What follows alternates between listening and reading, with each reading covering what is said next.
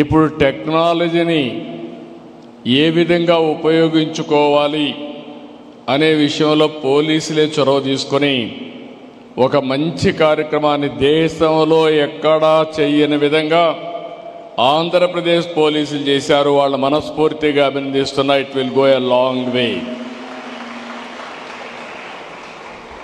ఈరోజు మనం ఒక్కసారి చూస్తే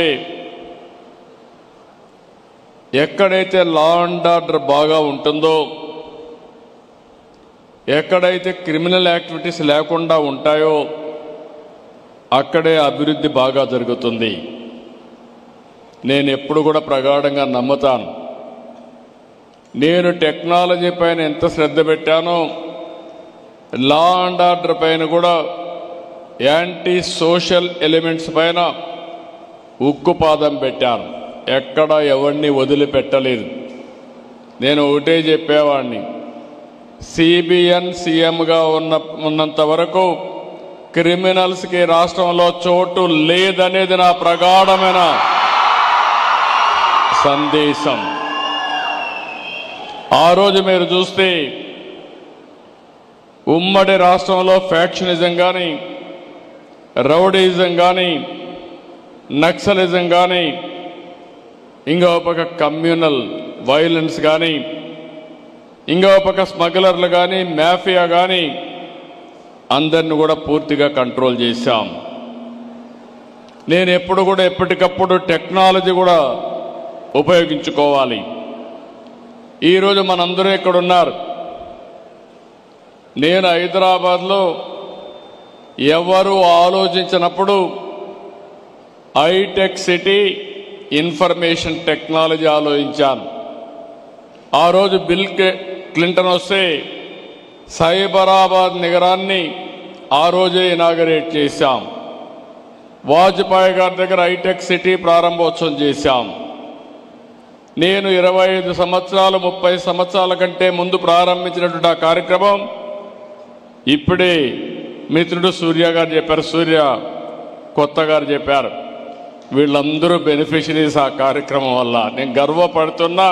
బ్రహ్మాండంగా ప్రపంచం మొత్తం రాణిస్తున్నారు. పవర్ ఆఫ్ టెక్నాలజీ మీరు ఒక్కసారి చూస్తే 25 సంవత్సరాల్లో ఈరోజు హైదరాబాద్ నగరం వల్ల, ఐటీ వల్ల, నాలెడ్జ్ ఎకానమీ వల్ల దేశంలో హైయెస్ట్ పర్ క్యాపిటా ఇన్కమ్కి చిరునామా తెలంగాణ. అదే మరి మోస్ట్ లివబుల్ కండిషన్స్ ఉండే సిటీ హైదరాబాద్ సిటీ. ఈరోజు ఇవన్నీ చూసిన తర్వాత, రాష్ట్ర విభజన తర్వాత ఆలోచించాను మళ్ళీ నెక్స్ట్ లెవెల్కి వెళ్ళాలని. 2023లో government of India quantum mission పెట్టారు. కానీ ఇంతవరకు పెట్టారు కానీ ముందుకు పోయే సమయంలో నేను చొరవ తీసుకున్నాను.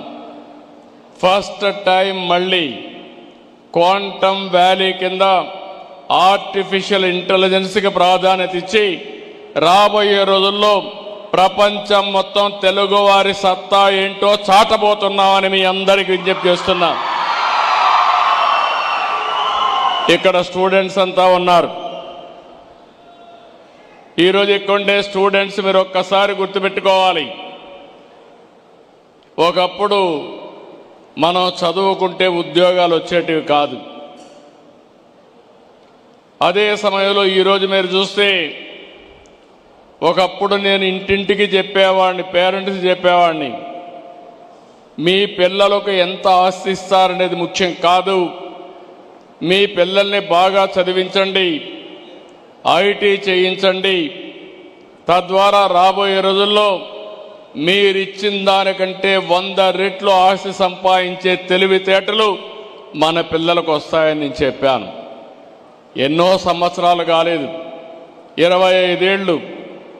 ఈరోజు ప్రపంచంలో మీరు ఎక్కడికైనా వెళ్ళండి, ఏ దేశానికి పోయినా అక్కడ తెలుగువాడు ఉంటాడు. ఇంకో పక్క ప్రపంచంలో ఎక్కడైనా పాష్ లొకాలిటీ, మంచి డెవలప్ అయిన మంచి లొకాలిటీకి పోయి అక్కడ తెలుగులో ఒక గట్టిగా అరిస్తే చుట్టుపక్కల ఉండేందరూ గ్యాదర్ అయ్యే పరిస్థితి వస్తుంది. అది తెలుగుదేశం పార్టీ ఈరోజు ప్రపంచం మొత్తం తెలుగు వారి యొక్క శక్తిని సామర్థ్యాన్ని నిరూపించాం. ఒక్క మాటలో చెప్పాలంటే ప్రపంచంలో ఈరోజు హైయెస్ట్ పర్ క్యాపిటా ఇన్కమ్ సంపాదించే వ్యక్తులు ఇండియన్స్ అయితే అందులో 35% తెలుగు